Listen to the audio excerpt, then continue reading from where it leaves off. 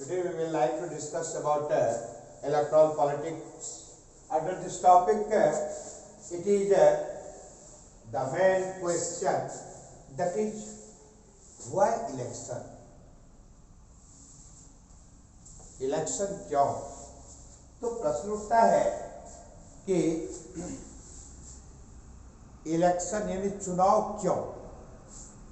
तो इसका सीधा सा उत्तर होगा कि हर कोई व्यक्ति अपनी बेहतर जीवन जीने के लिए, अपना बेहतर जीवन जीने के लिए तथा सामाजिक मर्यादा, प्रतिष्ठा, सम्मान पाने के लिए और साथ ही साथ समाज सेवा के लिए हर कोई अपने को श्रेष्ठतम समझता है।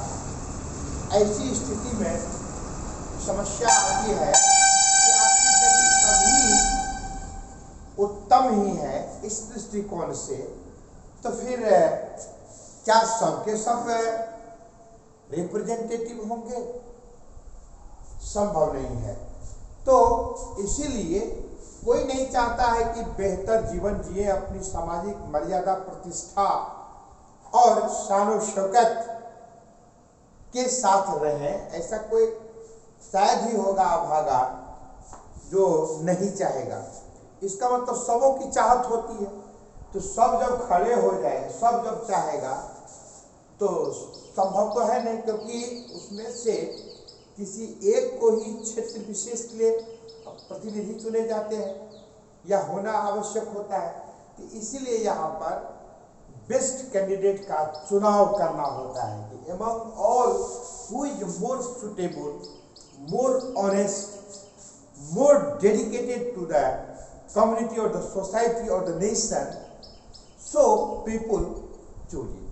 So it is a question, it is already clear to elect them to such type of person who are dedicated for the concerning areas as a representatives.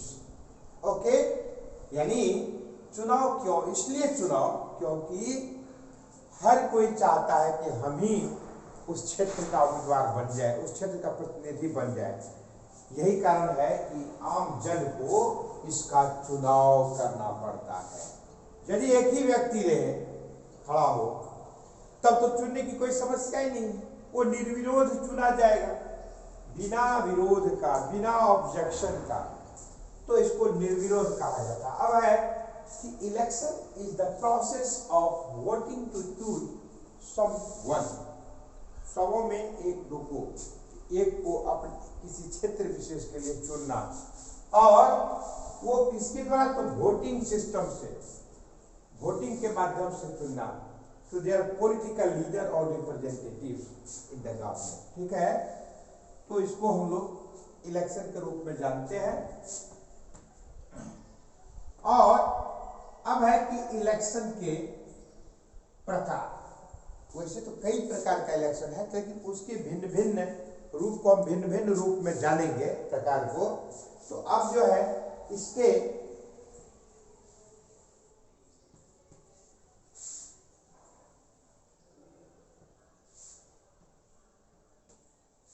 एक होता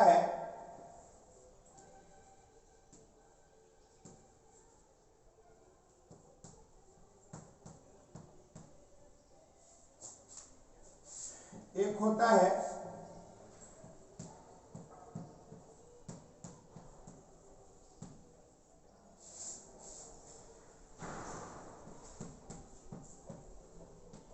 और लास्ट होता है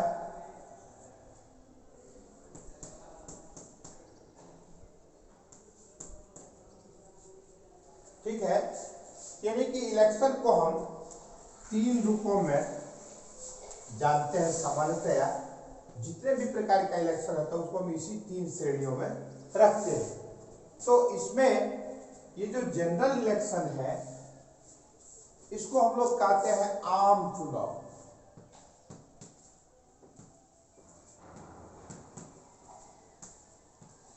यानी प्रत्येक 5 वर्ष पर होने वाला चुनाव को हम आम चुनाव के रूप में जानते हैं। यानी एक चुनाव का जो कालखंड होता है वह 5 वर्ष का होता है। इसीलिए सामान्यतया ऐसे चुनाव को हम लोग सामान्य चुनाव के नाम से जानते हैं, जिसको प्रचलन सामान्य बोलचाल की भाषा में आम चुनाव कहते हैं। ये नहीं समझ लेंगे कि आम का चुनाव करना है, चयन करना है आम के महीना में, यानी प्रत्येक 5 वर्ष पर होने वाला चुनाव ही आम चुनाव कहलाता है। ठीक है।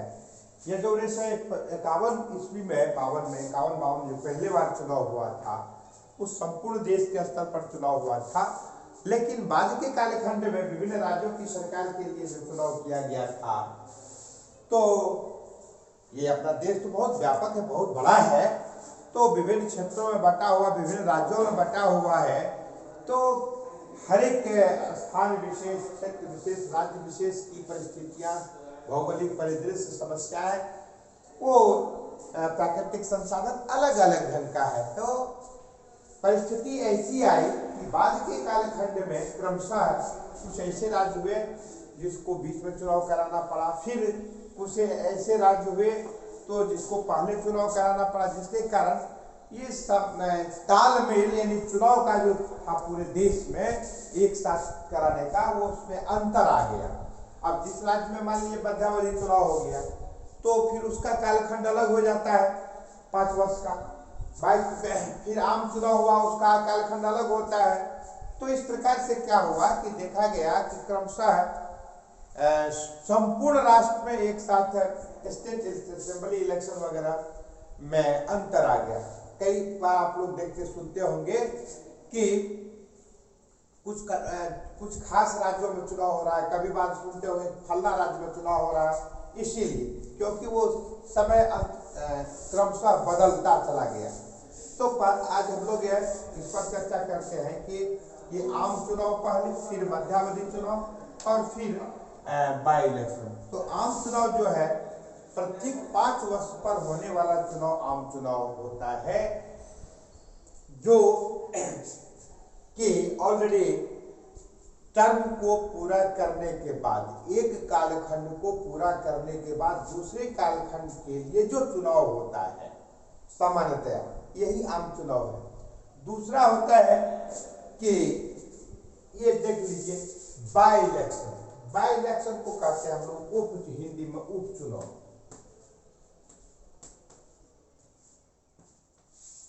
यानी स्थान विशेष का जब पद रिक्त हो जाता है, तो ऐसी स्थिति में जो चुनाव कराए जाते हैं, ऐसे ही चुनाव को उपचुनाव के नाम से जाना जाता है। यानी किसी कारणवश जब कोई स्थान विशेष का चुनाव कराया जाता है, स्थान विशेष के लिए जो रिप्रेजेंटेटिव का चुनाव कराए जाते हैं, वैसे चुनाव को ही हम उपचुनाव के नाम से जानते हैं। अब मान लीजिए कि किसी क्षेत्र विशेष का रिप्रेजेंटेटिव इस्तीफा दे दिया, या फर्दर कोई और क्षेत्र में चले गए, पद रिक्त हो गया, या उनकी मृत्यु हो गई, पद रिक्त हो गया उस स्थान के लिए रिप्रेजेंटेटिव का पद। तो वैसे स्थान विशेष के लिए जो चुनाव कराए जाते हैं, ऐसे ही चुनाव को क्या कहा जाता है? उपचुनाव कहा जाता है। मान लीजिए कि 3 साल तक कार्यकाल पूरा हुआ, 3 साल 2 साल शेष ही रह गया, तो ऐसे 2 साल शेष 2 वर्ष के लिए जो चुनाव होता है, यानी कि शेष 2 वर्ष के लिए ही चुनाव होगा, या 1 वर्ष कहीं चुनाव हुआ है, 1 वर्ष का समय बीता है, उसके बाद उस क्षेत्र विशेष के रिप्रेजेंटेटिव को त्याग पत्र देना पड़ा, या हट गए, या कोई अन्य कारण हुआ, या मृत्यु हो गई, एक्सीडेंट हो गया, जो भी, तो पद रिक्त हुआ, तो शेष 4 वर्ष के लिए जो चुनाव कराना होता है, ऐसे ही चुनाव को हम उपचुनाव के नाम से जानते हैं। यानी कि उस स्थान विशेष के लिए, सब जगह के लिए नहीं, उसी स्थान विशेष के लिए, तो ऐसे चुनाव को उपचुनाव कहा जाता है। एक होता है मिड टर्म इलेक्शन, इसको हम लोग कहते हैं मध्यावधि।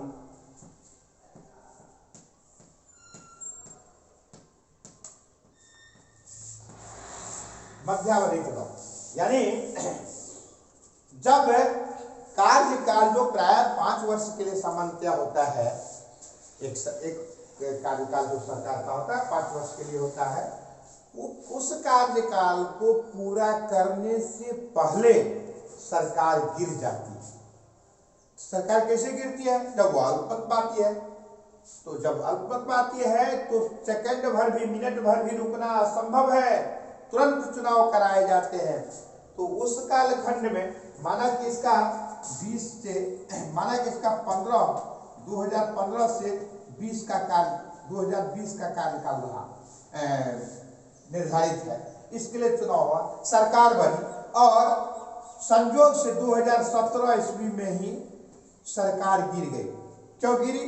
तो अल्पमत पाई होगी 17 में। तो इसका जो 15 से 20 का जो समय था, कार्यकाल जो था, अब दोबारा जो फिर चुनाव किया गया तो उस सरकार पुनः फॉर्म करने के लिए, तो इसका कार्यकाल हो जाएगा 17 से 22 ईस्वी। ये आप ध्यान में रखेंगे। तो ऐसे ही चुनाव को मध्यावधि चुनाव को था। मध्यावधि क्यों कहा गया? मान लीजिए कि 1 वर्ष से लेकर के 5 वर्ष तक का कार्यकाल होता है, यानी 1 वर्ष से लेकर के 5 वर्ष का। इस बीच के कालखंड में ऐसा नहीं कि ठीक 2.5 वर्ष बाद जल्दी चुनाव होगा, नहीं। वो 1 वर्ष यहाँ से पहला साल शुरू हुआ, अब 5वां साल में समाप्त होना, ये एक कार्यकाल सरकार का। तो ऐसी स्थिति को 1 साल के बाद चुनाव जब होता है सरकार गिरने पर, तो भी मध्यावधि।